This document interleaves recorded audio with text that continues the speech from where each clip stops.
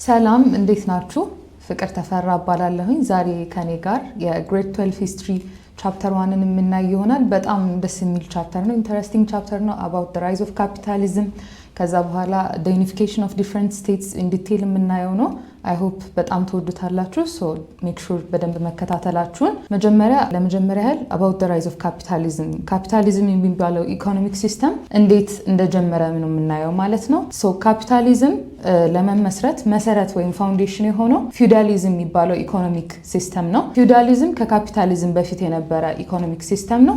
ይሄ ኢኮኖሚክ ሲስተም በአማርኛ ባላባት ብለን የምንጠራው አይነት ነው። so ይሄ ኢኮኖሚክ ሲስተም ምንድነው? ባላባት የሚባሉት ኪንጎች ሊሆኑ ይችላሉ፣ ላንድ ሎርዶች አንድ ላንድ ኦውን ያደርጉታል ማለት ነው። ሶ ያን ላንድ የፓወራቸው ሲምቦል ነው። ብዙ ነገር ማድረግ የሚችሉበት ነው ያ ላንድ ማለት ነው።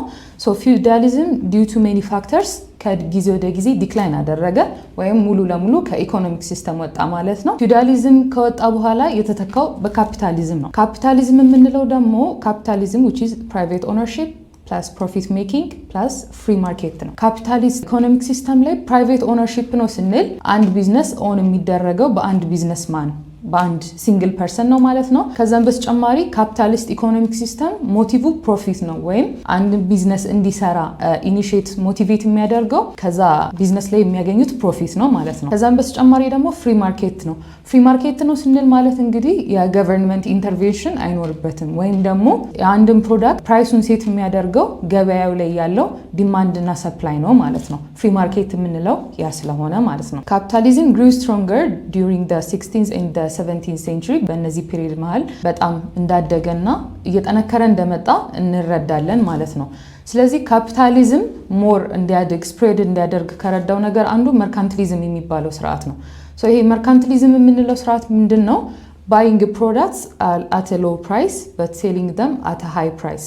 ስለዚህ ምንድነው አንድን ዕቃ በአነስተኛ ዋጋ መግዛት ከዛ ደግሞ ስንሸጠው በከፍተኛ ዋጋ መሸጥ ማለት ነው። ስለዚህ በዚህ መሃል ትርፍ እናገኛለን። ዋና ሐሳቡ እዚህ ጋር ነው ማለት ነው። ትርፍ ማግኘቱ ላይ ነው። ቅድም ሜንሽን እንዳደረኩት የካፒታሊስት ስርዓት ሜን ሞቲቭ ፕሮፊት ነው። ከዛም በተጨማሪ ትሬድ ቤዝድ ሲስተም ሰፖርትድ ባይ ስትሮንግ ገቨርንመንትስ የተለያዩ ሀገራት ትሬድን ሰፖርት የሚያደርግ ብዙ ነገሮችን ኢንትሮዲዩስ አድርገዋል። ለምሳሌ ላዎችን ወይም ደግሞ የተለያዩ ከትሬድ ጋር የተያያዙ ህጎችን ማውጣት። ምክንያቱም ትሬድ በጣም ሜን ከምንላቸው ኢኮኖሚክ አክቲቪቲ አንዱ ነው። ስለዚህ ዌል ኦርጋናይዝ መሆን አለበት፣ ስቴብል መሆን አለበት፣ እንዲሁም ደግሞ ሴፍ መሆን መቻል አለበት ማለት ነው። ከዛም በተጨማሪ መርካንቲሊዝም ሄልፕድ ካፒታሊዝም ግሮ by encouraging investment and regulation። የመርካንቲሊዝም ሲስተም የሚጠቀሙ ሀገራት ላይ ያለው ገቨርንመንት ኢንቨስትመንትን በጣም ኢንካሬጅ ያደርጋል። ይሄ ምን ማለት ነው? ኢንዲቪጁዋልስ ትሬድ እንዲሰሩ ቢዝነስ እንዲሰሩ በጣም ኢንካሬጅ ያደርጋቸዋል። በዛው ልክ ደግሞ ለዚህ ትሬድ የራሱ የሚያወጣው ሬጉሌሽን አለው ወይም ደግሞ ህግና ፖሊሲዎች አሉት ማለት ነው። ይሄ የሚደረግበት ዋነኛ ምክንያት ሎካል ትሬዱን ፕሮቴክት ለማድረግ ነው።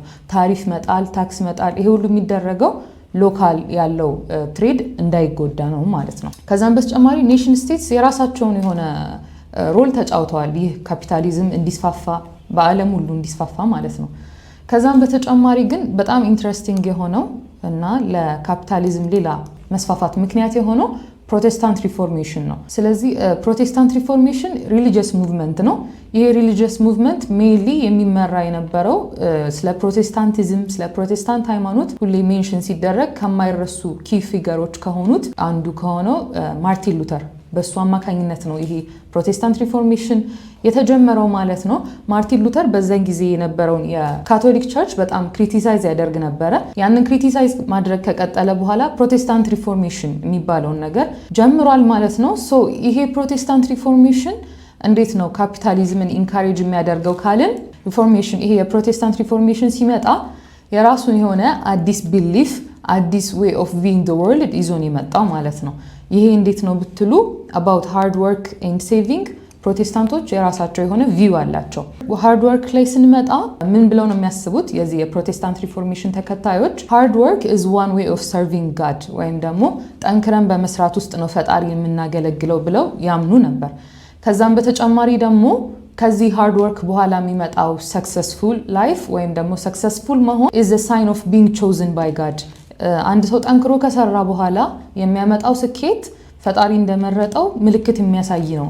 ስለዚህ ለሃርድ ወርክ በጣም ከፍተኛ የሆነ ቦታ ይሰጡ ነበር። ከዛም በተጨማሪ ደግሞ ለሴቪንግን በተጨማሪ እነሱ ስለ ሴቪንግ ምን ያስባሉ? they prefer simplicity over luxury life የሚታዘዙትም ሲምፕሊ እንዲኖሩ ነው እንጂ በለግዠሪ ላይፍ እንዲኖሩ ብዙ አይታዘዙም። ስለዚህ ሲምፕል ላይፍ የሚኖር ሰው ደግሞ ኦልሬዲ ሴቭ ያደርጋል ማለት ነው። ስለዚህ ሴቪንግ እና ሃርድ ወርክ ላይ ፕሮቴስታንት ሪፎርሜሽን የራሱ የሆነ የጣለው አሻራ አለ ማለት ነው። ስለዚህ ፕሮቴስታንት ሪፎርሜሽን እንደዚህ በማድረግ ካፒታሊዝም በዩሮፕ በደንብ እንዲስፋፋ አድርጓል ማለት ነው። ከዛም በተጨማሪ ራይዝ ኦፍ ስትሮንግ ዩሮፒያን ኔሽን helped create business friendly systems እንዴት ነው በጣም ጠንካራ የሆኑ የዩሮፒያን ሀገሮች ላይክ ኔዘርላንድስ የመሳሰሉትን እየጠናከሩ ስትሮንግ በሆኑ በመጡ ቁጥር ትሬድ ላይ ሞር ፎከስ እያደረጉ እንደመጡ ያስረዳናል።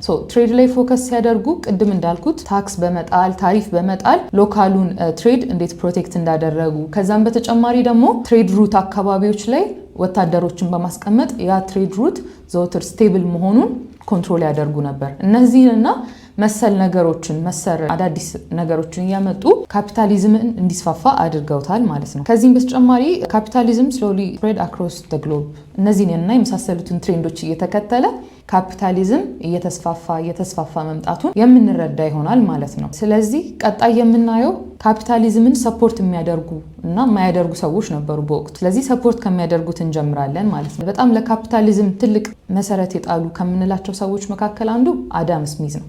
አዳም ስሚዝ እንደሚታወቀው ስሙ አዲስ አይደለም። ኢኮኖሚክስ ኢቭን ሲጀመር ትምህርቱ የሱን ስም ሜንሽን በማድረግ ነው የሚጀምረው። ኒክኔሙም the father of modern economics ተብሎ ይጠራል ማለት ነው።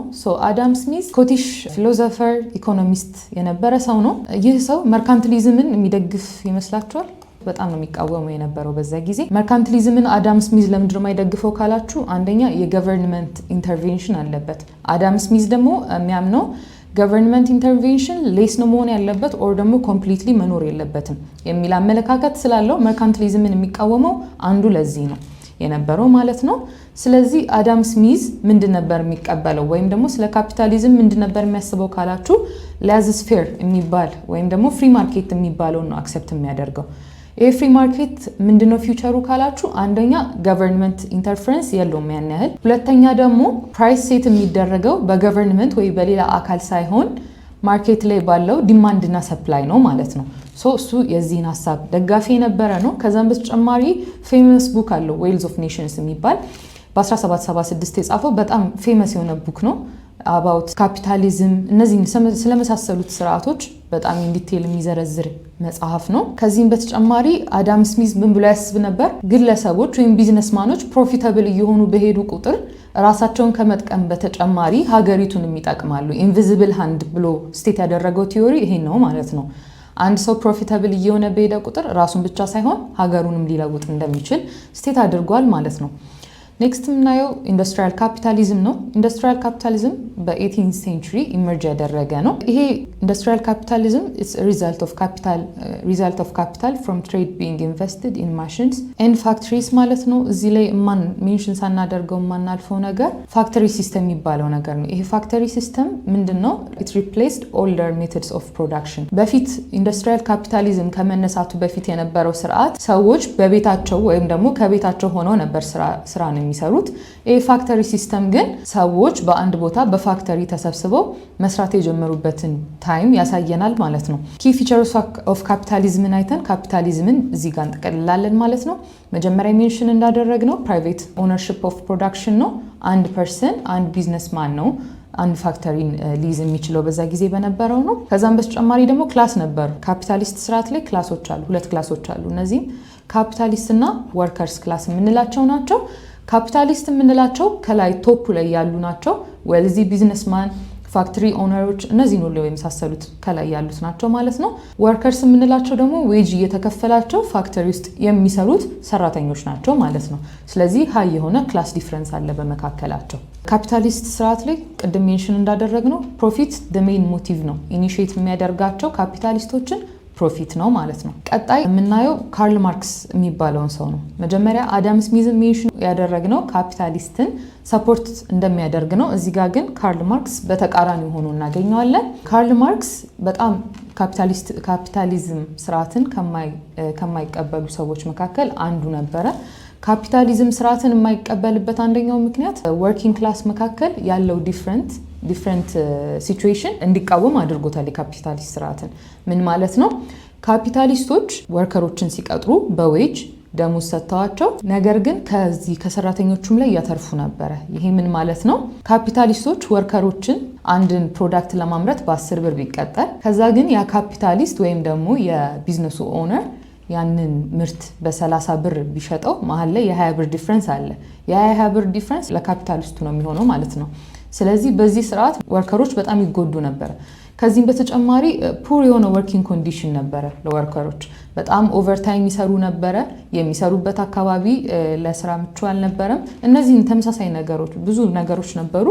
ስለዚህ ፑር ኮንዲሽን ፕላስ ደግሞ በክላሶች መካከል ያለው ልዩነት ካርል ማርክስ ካፒታሊስት ስርዓትን እንዳይቀበል አድርጎታል። ከዛ ይልቅ ከካፒታሊስት ይልቅ ሶሻሊዝም የሚባለውን ቲዮሪ ያበረታታ ነበር። ሶሻሊዝም የሚባለው ቲዮሪ ኢትስ አጌንስት ፕራይቬት ኦነርሺፕ። ፕራይቬት ኦነርሺፕ የሚባል ነገር የለም፣ ሁሉንም ነገር ሼር ማድረግ ነው ያለብን ብሎ የሚያምን ሰው ነበረ ካርል ማርክስ። ስለዚህ ይህንን ሶሻሊዝም የሚባለውን ቲዮሪ ካስጀመሩት ሰዎች መካከል በቀዳሚነት ሜንሽን የሚደረግ ነው ማለት ነው። ከዚህም በተጨማሪ አሁን ሜንሽን እንዳደረግ ነው he believed capitalism led to inequality and crisis። ኢኒኳሊቲ በክላሶች መካከል በካፒታሊስት እና በወርከር ክላሶች መካከል ኢኒኳሊቲ ከመፍጠር በተጨማሪ ይሄ ኢኒኳሊቲ የራሱ የሆነ ክራይሲስ ወይም ደግሞ የራሱ የሆነ ኮንሲኩዌንስ ይዞ ይመጣል ብሎ ያምን ስለነበረ የካፒታሊስት ስርዓትን አይቀበልም ነበረ ማለት ነው። ከዛም በተጨማሪ he predicted a revolution led by the working class። working class ላይ ያሉት ሰዎች ሜቢ አንድ ቀን ያሉበት ነገር ገብቷቸው ተማረው ሪቮሉሽን አጌንስት the capitalist ሊያደርጉ እንደሚችሉ ፕሪዲክት ያደርግ ነበር ወይም ያስብ ነበር ማለት ነው። ይሄ ፕሪዲክት ያደረገው ነገር ተሳክቷል አልተሳካም የሚለውን ደግሞ ሌተር በሚመጡት ሌሰኖች በደንብ ዲስከስ የምናደርገው ይሆናል ማለት ነው። እሺ እንቀጥል። አሁንም የምናየው ማርክስ ክሪቲሲዝም ኦፍ ካፒታሊዝም፣ ለምን ካርል ማርክስ ካፒታሊዝምን ለምንድነው ክሪቲሳይዝ የሚያደርግ የነበረው የሚለውን እናያለን። ወርከርስ ሴል ሌበር በት ካፒታሊስት earn extra profits or surplus value። ቅድም ያልኳችሁ ሰራተኛው በ10 ብር ተቀጥሮ ካፒታሊስቱ ከሰራተኛው ላይ የሚያተርፈው 20 ብር ማለት ነው ይሄ። ከዛም በተጨማሪ he believed capitalist system exploited ሌበርን በጣም የሚያባክን፣ ምክንያቱም ሰራተኞቹ የሚሰሩት ስራና የሚያገኙት ዌጅ ጭራሽ ስለማይገናኝ ሌበርን በጣም የሚበዘብዝ እንደነበረ ያምናል ማለት ነው። ከዛም በተጨማሪ he thought capitalism would face repeated crisis። ቅድም እንዳልኩት ፕሪዲክት አድርጓል። ወደፊት ካፒታሊዝም ምን አይነት ክራይሲስ ሊገጥሙት ይችላል፣ ምን አይነት ሬቮሉሽን ሊነሳ ይችላል፣ እነዚህን ሁሉ ነገሮች ፕሪዲክት አድርጓል። ከዛም በተጨማሪ he predicted class conflict። በካፒታሊስት እና በወርከር ክላስ መካከል የሚኖረውን ክላስ ኮንፍሊክት ወደፊት የሚኖረውን ፕሪዲክት እንዳደረገ ይነግረናል ማለት ነው። so this was all about capitalism እና ኮንሲኩዌንሶቹ። quick quiz time ይኖረናል። I hope ትመልሷቸዋላችሁ። what system did capitalists grow out of? feudalism ካላችሁ ልክ ናችሁ ማለት ነው። who supported laissez-faire economics? አዳም ስሚዝ ካላችሁ ልክ ናችሁ። who believed capitalism would be overthrown by workers revolution? ካርል ማርክስ ካላችሁ ልክ ናችሁ ማለት ነው። ሰመሪ እንስጥና ወደ ቀጣዩ ሌሰን የምንሄድ ይሆናል። ቀድመን ሜንሽን ያደረግናቸውን ነገሮች ሪሄርስ እናደርጋቸው። ካፒታሊዝም ከፊውዳሊዝም እንደመጣና ፊውዳሊዝም ለካፒታሊስት ኢኮኖሚክ ሲስተም መነሳት መሰረት እንደሆነ አይተናል። ከዚህም በተጨማሪ it was driven by trade reform, industrialization በእነዚህ ሁሉ ነገሮች ድሪቭን እንደነበር አይተናል። ካፒታሊዝም ስርዓትን የሚቀበሉ ነበሩ፣ የማይቀበሉ ነበሩ። እነ ካርል ማርክስ፣ አዳም ስሚዝ እነዚህን ሁሉ ሰዎች ዲፋይን አድርገን ካፒታሊስት ኢኮኖሚክ ሲስተምን በዚህ ጨርሰናል ማለት ነው።